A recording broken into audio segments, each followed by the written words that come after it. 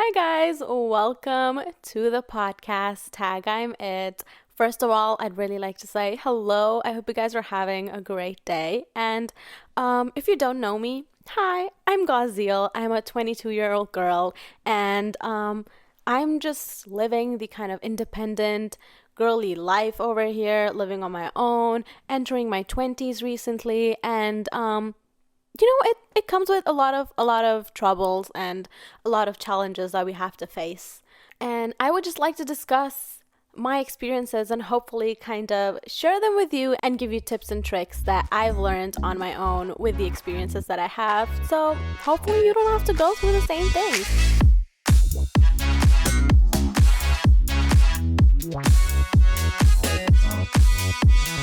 Before I get into the podcast, I want to let you know that if you are a returning listener, welcome back.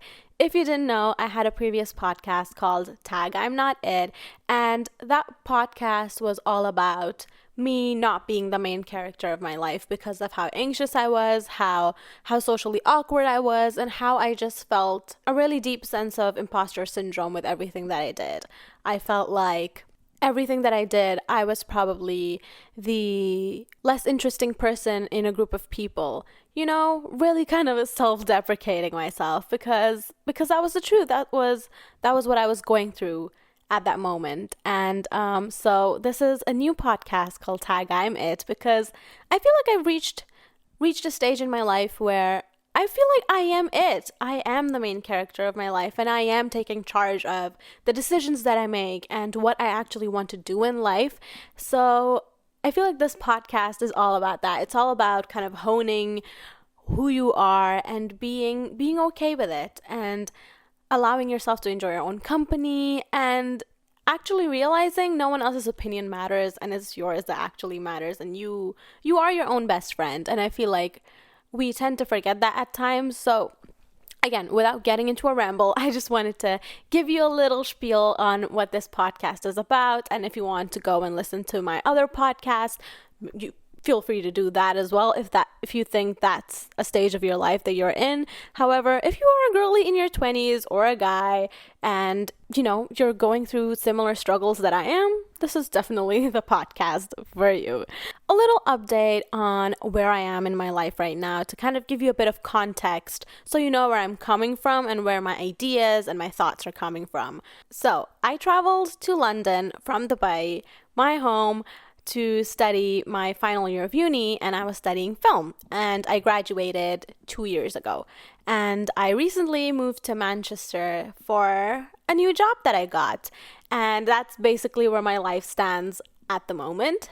And these changes that occurred in my life is something that I had to deal with on my own, literally on my own, having to travel from London to Manchester to find an apartment for myself, to making sure I was finding an apartment that was close enough to my work, but also not too far away, and also within my budget, and also something that the landlord would actually accept me to have the apartment for, because there are so many checks that you have to go through, which I didn't even know you had to do because obviously I used to live with my parents, and these are the kind of things my dad would kind of, look through and not me. So this was a real learning experience for me to really go through what I went through. And if you see the videos that I posted on YouTube, if you haven't, go check it out. It's Just Goose on YouTube. I posted a whole series about my travel and how I moved from London to Manchester on my own.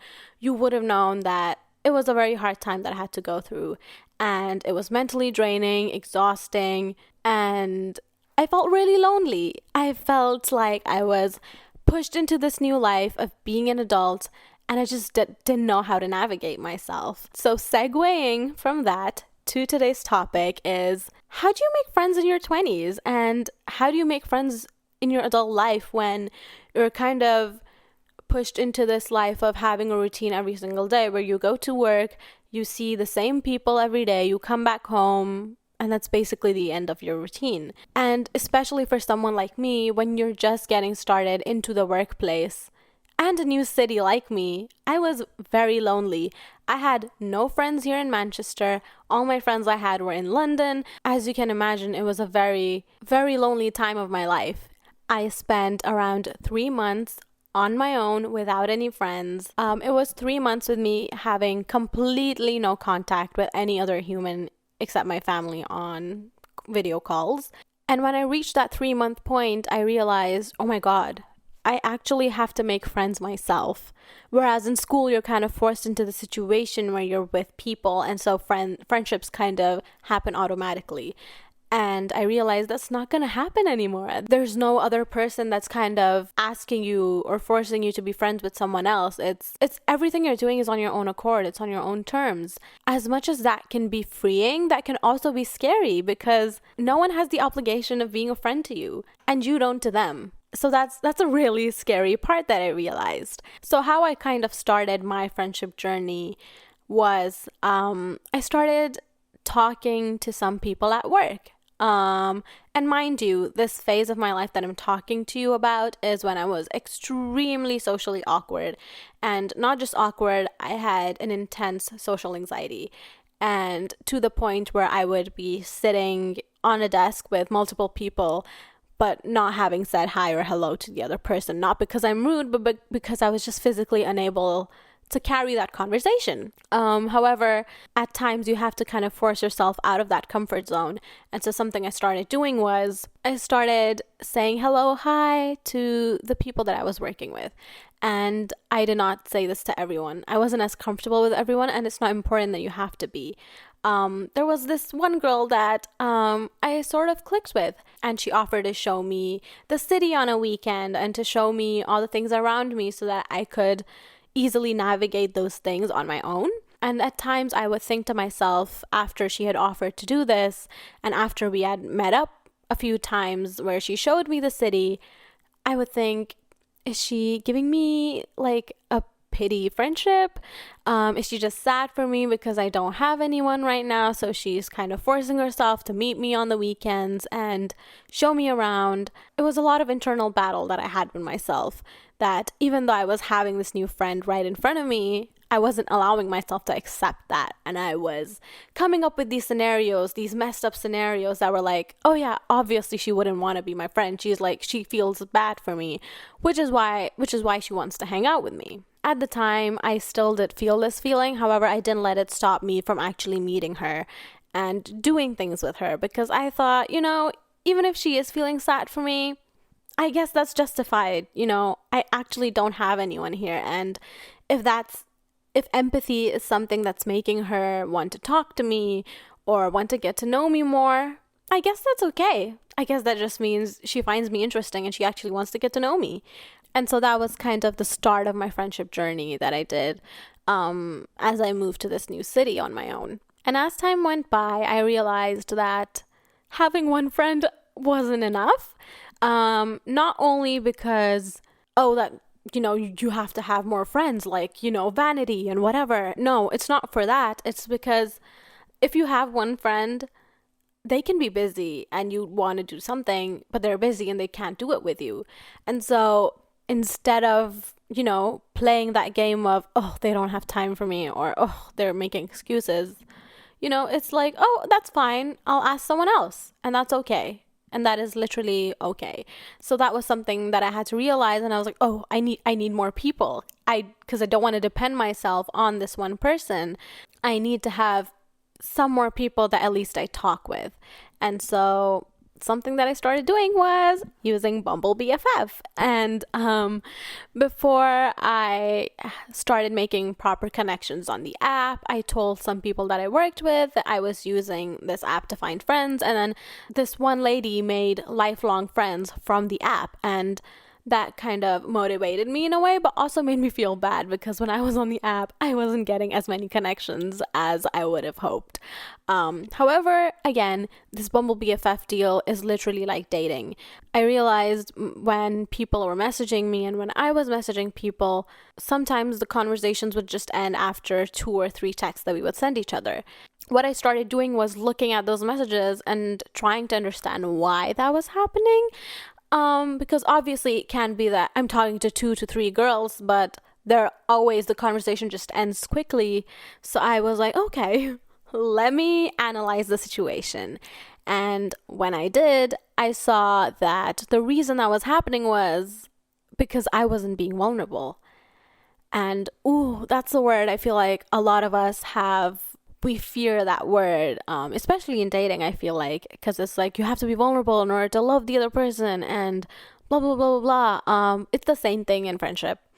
I realized because I wasn't opening up myself as much, or I wasn't showing what I was interested in or the type of person that I wasn't able to connect with the other person as much.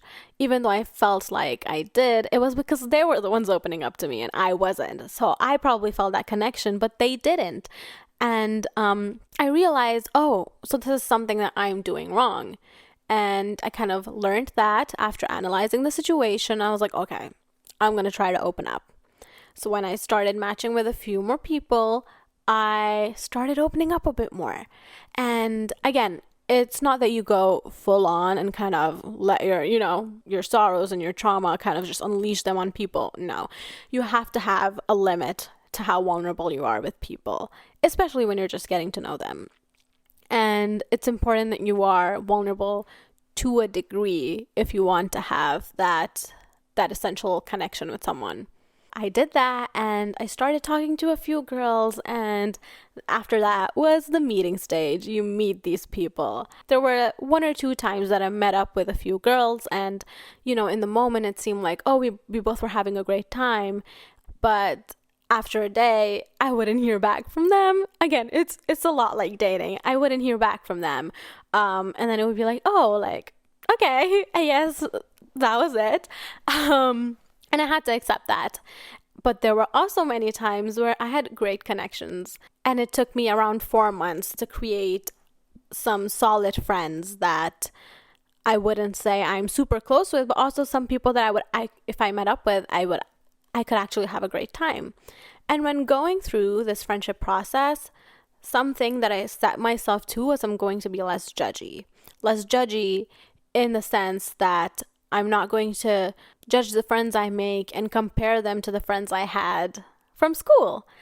Because again, there are some friends that I've had from school that obviously are the ride or dies, and there's someone, you just get them and they get you, and you can talk about absolutely anything bizarre and it's normal in that conversation.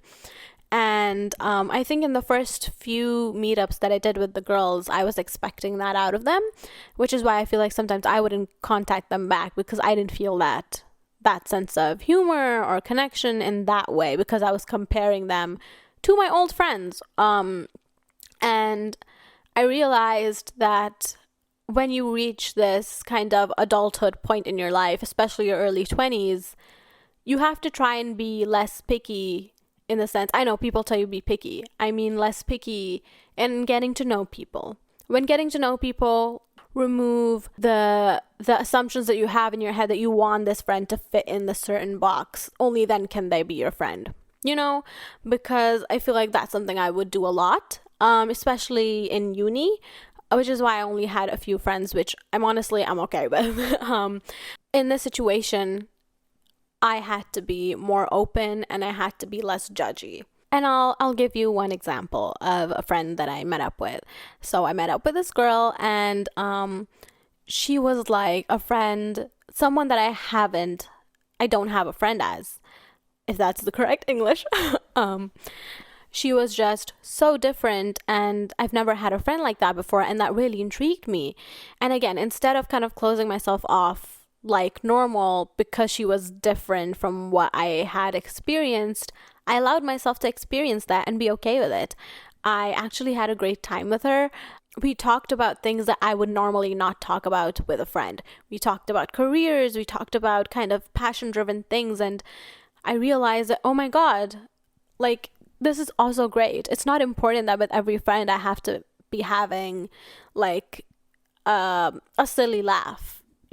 Every friend can cater to a different purpose in your life. So this one friend I made is someone I can go to if I'm really down and I really need some motivation in, if I feel like, I'm not doing great in my career, or, I feel like I'm really behind in life. I feel like she is someone I can go to. And she, to this day, is a great friend of mine. And then there's this other friend that I made who is so much like me. She is shy, she is kind of caring and just kind of soft-spoken. and she's similar to me. And again, very different to my other friend. And she has similar interests to me. So on days that I feel like I want to do something calming, I know which friend I'm going to go up to. Whereas if I want to do something that's more fun and that's more out there, I know which friend to contact. Because I just have this kind of variety of friends that cater to me differently. And I probably do the same for them. That can be such a beautiful thing. And after each hangout that I had with the friends that I made, I would come back home and kind of be like, oh my God, I actually had a great time. And then I would think, why was it that I had a great time? And every time that I did have, a fun chat, a great time, was because I was vulnerable. I know, I'm coming back to this again and again. It was because I was vulnerable and the other person was vulnerable. You get what I mean. And so that made a connection between us. I thought that you can only be vulnerable with people that you're really close to. But I feel like that point is what allows you to create genuine connections with people.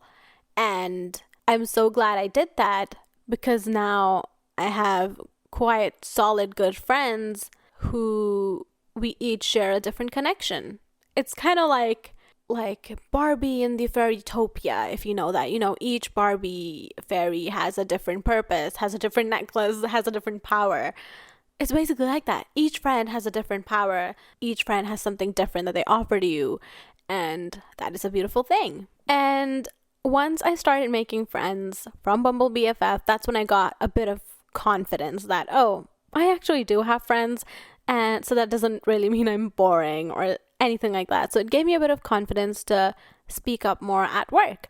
And then be more vulnerable with people at work. Because I feel like when we're in work settings, we kind of tend to close ourselves off because of that professional environment.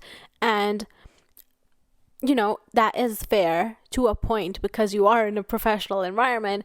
That I don't think that should stop you from talking to people and talking about things that aren't work, And one way I discovered this was by looking at the conversations that other people in my team were having with each other. They would have conversations that had absolutely nothing to do with work. And I was like, is this okay? Can we actually do this? And then I realized from that is when those people started making connections and then meeting after work and then I was like, oh, so this is a way that I can make friends. And so I slowly started becoming more vulnerable again with the people that I was working with. And as you come in to these adult years, you also realize you have to schedule and plan meetups with your friends. I think we realize that when we're in uni often, when we're kind of separate from our friends, but it is quite extreme when you're kind of in your work life, because all the friends you make aren't necessarily in work. They're everywhere. Someone's studying, someone's working somewhere else. So I thought that I could just kind of come to a weekend and be like, oh, let's message this person and see if they want to go somewhere, on a Sunday or on a Saturday. But when I would do that, it would turn out they're busy. Or when they would do that, it would turn out that I'm busy. So I realized that I had to actually book in times at least 1 week in advance or 2 weeks in advance to meet up with someone. And before, I would think that if I had to schedule in time with someone, that meant that our priorities were not in the same place, that either they weren't a priority to me or I wasn't a priority to them. But that is not true at all. Again, this is a lot of self-learning and self-growth that has happened over here. I had to come to terms with that scheduling in time to meet up with someone is absolutely okay. And that doesn't mean that they're not high up in my list or vice versa. It just means we're all grown-ups now, and unfortunately, we have many things to do in life. And because I live alone, I have to do a lot of things on my own. I have to clean, I have to cook, I have to wash the dishes, I have to wash the clothes. And honestly, that takes a lot of your time. And then at times I find myself that I actually don't have time to even meet up with anyone. And I spend all weekend just on my own because I also need time to recover from what I've just been through. So just know that, it's okay to schedule in time. I feel like this also links with a lot of what it has to do with yourself and your love and companionship with yourself. Because again, this could be a whole another episode, but I became okay with people canceling last minute and me not letting it affect me in a negative way. Before, if people would cancel on me, I would allow that to ruin my entire day and be like, oh my God, I made so much time from my schedule. I canceled this, I canceled that to be with you, to, hang out with you. And then you're canceling on me. And I came to a point where I was okay with if someone had to cancel on me, where even if it was for an unjustified reason at times, I would be okay with it.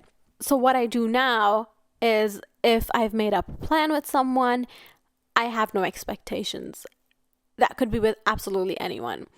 And I tell myself that, oh, let's say they cancel, even let's say a minute before we're supposed to meet.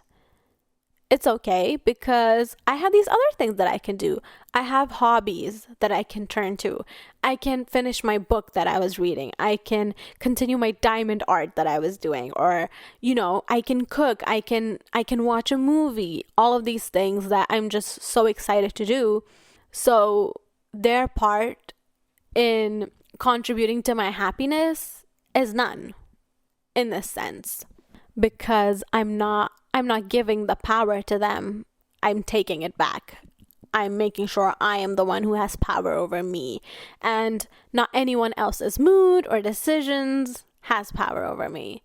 And honestly, that has led to me enjoying my time and actually being okay with making plans, but also expecting that, if someone cancels, it's okay. I can literally do 100 other things that, like I normally would. I could have a dance party. I could have a karaoke party on my own. Would I be able to do that if I went out with this person? No. So everything just, turned out for the good. And it's, again, taking that pressure off yourself and off that person and be like, you know what? If they think they don't want to meet me right now, it's okay. I have these other things that I can go back to. And through this process, I've made some wonderful friends in Manchester, and I couldn't be more grateful. And I would also like to thank myself, a pat on my back, for putting myself out there to make these friends. Because if it wasn't for me placing myself out of my comfort zone, I wouldn't be able to make these genuine, amazing connections that I have managed to make. And so, if you're doing the same, I just want to let you know, be proud of yourself. It's a great thing, and don't put pressure on yourself. There's no time limit that you should be able to make friends within this time or within these months. It's okay. It could literally take years for that to happen, and that's okay. Genuine connections only come and are made when the time is right and when you and yourself are full. Just like a relationship, when you and yourself are full and don't need that validation to depend on other people for your happiness. I feel like that plays a big part in you actually putting yourself out there, because you don't have fear of rejection. Because even if you were rejected by this other person that could potentially be a friend, it's okay. You just go back to your own amazing, awesome, funny, cranky company, and that's okay. So if you take anything away from this episode, it's that vulnerability. Honestly, I can't word anymore with this. Vulnerability is key, and be less judgy. Don't compare them to the friends that you had before, and be open to making friends that you probably didn't have before. Be open to being friends with people who have different opinions, different thoughts, and trust me, it can be amazing. It's just like you. Okay, thank you guys so much for listening to this episode. I hope you guys enjoyed it. If you did, make sure to subscribe to the podcast, and also make sure to subscribe to my channel on YouTube, Just Goose, for more kind of living alone diaries kind of content if you're into that stuff. And I hope you guys have a great rest of your days, and I will see you in the next episode. Bye.